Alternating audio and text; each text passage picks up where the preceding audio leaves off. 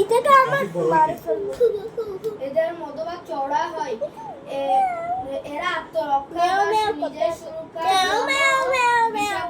এটা হলো আলো এই অর্জুন এই মাছটাই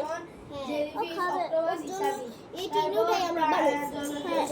উদ্ভিদ ও প্রাণীর এই দাঁড়াও তাহলে তো পরিবেশের ময়লা ময়লা হয়ে যাবে।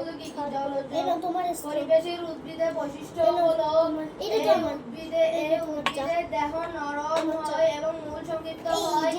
এই উদ্ভিদের দেহে প্রচুর পরিমাণ বায়ুবুটি থাকে।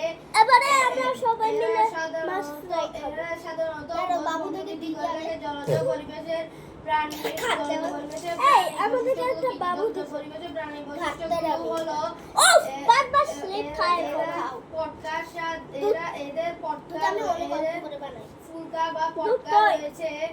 এদের আমার গ্যাস জুস খাচ্ছে। পাখনা ও লেজ এদের সাঁতার কাটতে সাহায্য করে। চাই বানান খাও। অক্সিজেন এই গাইস এবার আমরা রেডি মাছ ফ্রাই। ইয়া গাইস তারা চপস্টিক সবার গ্যাদার ফ্রাই দিয়ে দাও। এবারে খাবো আমরা কি মাছ ফ্রাই। এগুলো দিয়ে দাও তো। এই বাদ দাও বাদ। এই যে বাদ। চপস্টিক নাও চপস্টিক। বাদ দাও তোমার বাদ। এই নাও চপস্টিক। চপস্টিক দিয়ে কি ভাত খাওয়া যায়? বাবু খেতে পারবে না। এই খেতে পারবে না। খেতে পারবে চপস্টিক দিয়ে কি এরকম করে এই যে এগুলোকে আরেকটা নিয়ে